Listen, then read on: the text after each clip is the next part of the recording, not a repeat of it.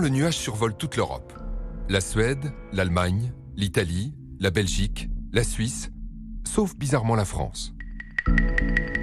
Alors en France, on ne s'inquiète pas pour l'instant, avec raison semble-t-il, car notre pays jusqu'à présent a été complètement protégé de ces retombées radioactives. Il y a l'anticyclone des Açores qui est né mardi dernier, donc sur les Açores, puis qui a gonflé, s'est développé sur l'Atlantique. La météo affirme qu'il restera jusqu'à vendredi prochain suffisamment puissant pour offrir une véritable barrière de protection. Il bloque en effet toutes les perturbations venant de l'Est. En France, au tout début du mois de mai, des dizaines de personnes savent que le nuage radioactif est au-dessus de l'Hexagone et qu'il contamine tout. Des ingénieurs, des chercheurs, des militaires ou des techniciens. Mais personne n'ose s'exprimer. Le pouvoir verrouille la communication. Ce nuage a été détecté partout en France parce que toutes les centrales ont des détecteurs, tous les centres de recherche ont des détecteurs. Donc les informations, elles existent quelque part. Tout le problème est que ceux qui les ont aient la permission de les donner. Un peu partout sur le territoire, les détecteurs de radioactivité des centrales nucléaires sonnent. Ils décèlent des radioéléments dans l'atmosphère. À Cruas, à Fessenheim, à Saclay, partout, sauf en Bretagne. Les Corses sont les moins chanceux. Il pleut et le nuage radioactif stagne au-dessus de l'île de Beauté pendant plusieurs jours. À Ajaccio, le radiamètre de la caserne des pompiers sonne. C'est Christian Garrido qui est responsable de la garde à ce moment-là. J'ai le souvenir qu'un des appareils que nous avions disposé dans la caserne pour mesurer la radioactivité de l'air, donc s'est mis en œuvre dans la fin d'après-midi.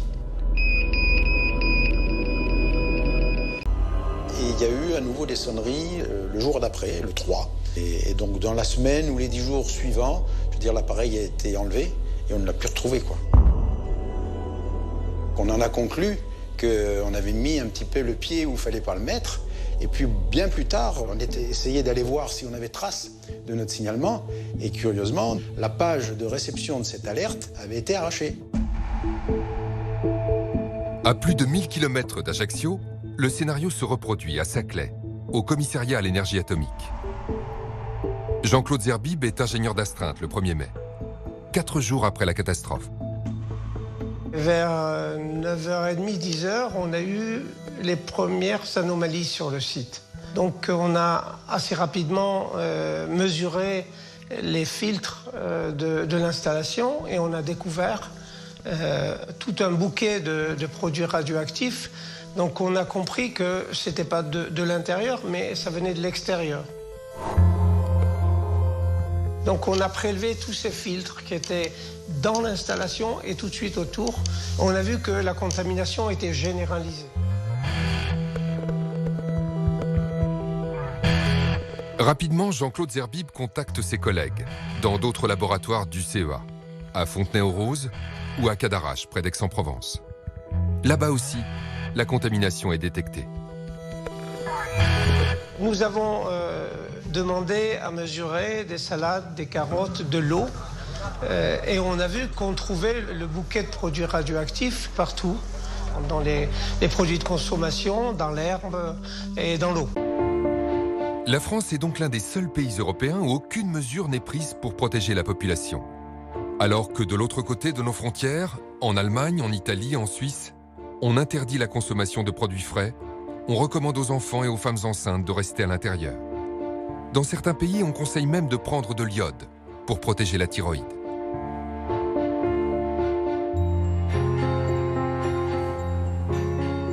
Dans l'insouciance générale, certains commencent à douter. Les fauconniers habitent en Balagne, à une encablure de Calvi. Au printemps 1986, ils mènent une vie paisible, avant d'être rattrapés par la catastrophe de Tchernobyl et de devenir les lanceurs d'alerte corse. Le risque nucléaire, c'était pas quelque chose qui nous avait tracassés. Ici, on est quasiment à 2000 km de Tchernobyl. On ne se faisait pas de soucis, surtout qu'après, il y avait eu dans la presse des propos très rassurants. Des propos très rassurants que ne partagent pas leurs amis, qui rentrent d'Italie. Quand il revient, ils nous disent « Mais qu'est-ce que vous avez fait pour les enfants ?» On dit « Mais à quel propos ? Rien de particulier. » Il dit « Mais en Italie, on n'a pas le droit de manger des salades. Et nous, les salades, les herbes, c'est ce qu'on ramasse tous les jours. » Et on dit « Mais non, nous, on n'a pris aucune précaution. » Et à partir de là, on se dit « Mais quand même, si en Italie, ils ont fait quelque chose, nous, géographiquement, on est quand même beaucoup plus proche de l'Italie. » Donc, on commence à s'inquiéter. Dans son exploitation, Marie-Antoinette constate un changement brutal. Des arbres ont grillé, des lignes d'arbres ont grillé, comme si on avait jeté du désherbant. Alors on peut dire il y a des maladies, etc. Oui, mais là, ça avait été quelque chose de brutal qui était arrivé à ce moment-là. Mais ça ne s'arrête pas là. Ces bêtes aussi sont malades. J'avais donc quelques vaches, je n'ai pas eu un veau qui a survécu. Il y a eu des veaux morts-nés, il y a eu des vaches qui ont avorté. Je n'étais pas la seule, bien sûr, beaucoup d'autres. Il y a eu beaucoup de problèmes avec les cochons. Ce côté-ci, c'est la France, et la salade est jugée parfaitement saine. Mais de ce côté-là, c'est l'Allemagne, et la salade est jugée dangereuse pour la consommation, car trop chargée en particules radioactives. Elle est par conséquent interdite à la consommation. Du moment que ça a été montré, la confiance était perdue. C'est à cette époque que Jean-Claude Bourret, présentateur de l'un des JT les plus regardés d'Europe, apprend l'information sur l'explosion de la centrale ukrainienne alors qu'il navigue en Méditerranée. Quand j'arrive en Italie, toute la presse faisait 8 colonnes à la une. Il est inutile de laver les salades parce que vous n'enlèverez pas la radioactivité. On prend l'avion en Italie, on arrive un dimanche soir à Roissy. J'achète tout de suite le grand quotidien du dimanche. Rien à la une, rien à la 2, et je vois en page, je ne sais plus, 14 ou 17, un tout petit entrefilet comme ça, il y avait 4 phrases. Tchernobyl, incendie maîtrisé dans la centrale nucléaire. Je me dis, mais c'est pas possible. 14 jours après la catastrophe, il décide d'inviter le professeur Pellerin sur le plateau de son 20h. Il ne l'a pas prévenu, mais il a aussi convié la scientifique Monique Senet. Quand j'ai vu M. Pellerin, j'ai senti ça l'embêtait que je sois présente. Je voyais bien que Pellerin avait très peur de Monique Senet. Ça se voyait parce qu'il était inquiet. Et le problème avec les becquerels, c'est que le coefficient de passage n'est pas de 100 mais de 27. Un becquerel, c'est 27 picocuries, c'est-à-dire 27 millièmes de milliardième de curie. Bon, alors personne n'a rien compris. Le becquerel, c'est une désintegration par seconde, et puis c'est tout. Bon, le becquerel, c'est une désintégration par seconde. Mais non, mais c'est pas la peine de ramener à l'ancienne unité qui était le curie. La plupart des personnes qui connaissent cette question parlent en curie, je continue à parler en curie. Bon, alors si tout le monde parle en becquerel et que vous parlez en picocurie, alors déjà qu'on n'y comprenait pas grand-chose, là, on est complètement perdu. Il s'est mis à employer des mots que, en fait, personne ne pouvait comprendre.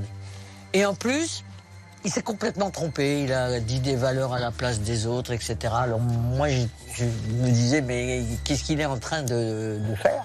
Monsieur Pellerin, vous avez une conception de l'information qui est totalement différente de la mienne. Moi, je pense personnellement qu'on ne panique jamais les gens à leur dire la vérité et à leur expliquer exactement, même en disant que c'est une désintegration par seconde, des choses comme ça, en leur expliquant exactement. Nous l'avons si vous ne le faites pas, votre crédibilité sera morte et celle de vos techniciens, ce qui est plus grave. C'est là qu'il nous a révélé que le nuage avait bien traversé la France, qu'il y avait des taux de radioactivité 400 fois supérieurs à la normale, mais que 400 fois 0, ça faisait 0. Donc les gens ne comprenaient pas. Alors il y a un nuage, mais c'est 0. La CRIRAD réalise plus de 500 analyses de radioactivité au moment de Tchernobyl.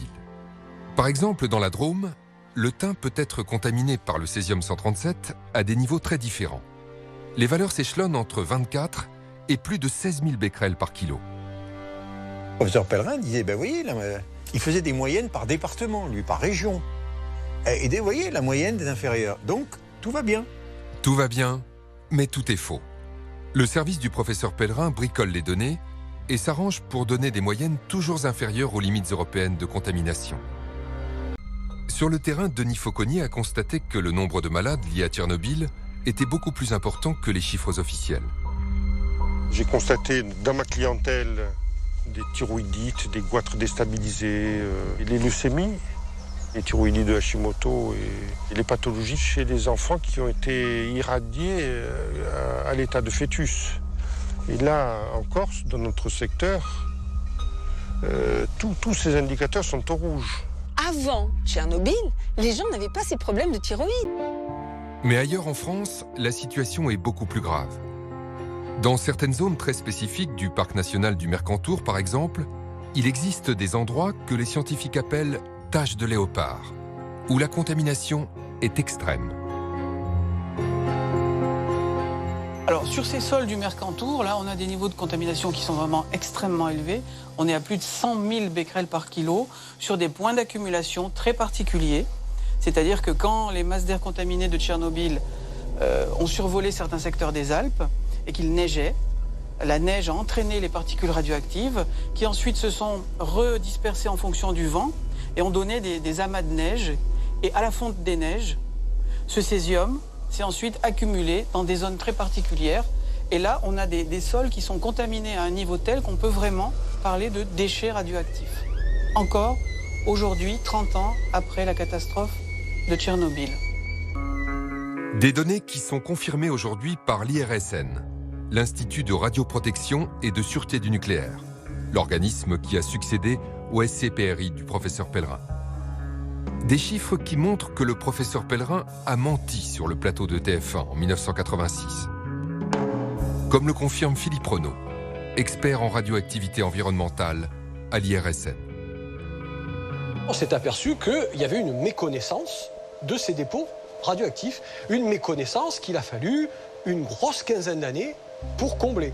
Et donc on a commencé à penser qu'effectivement les cartes officielles de l'époque étaient fausses. Si on prend l'exemple de l'Est de la France, le SCPRI annonçait finalement une vingtaine de becquerels par mètre carré pour le césium-137. Nous, ce que nous avons mesuré sur la région Alsace, par exemple, c'est une moyenne de 7000 becquerels par mètre carré, c'est-à-dire au moins 300 fois plus, avec des zones de la Corse à l'Alsace où on a même des niveaux de 30 000 becquerels par mètre carré en césium-137. Un niveau extrêmement fort qui s'est avéré dangereux pour les populations rurales de l'Est, du Sud-Est et de la Corse. La radioactivité, même à faible dose, a des effets.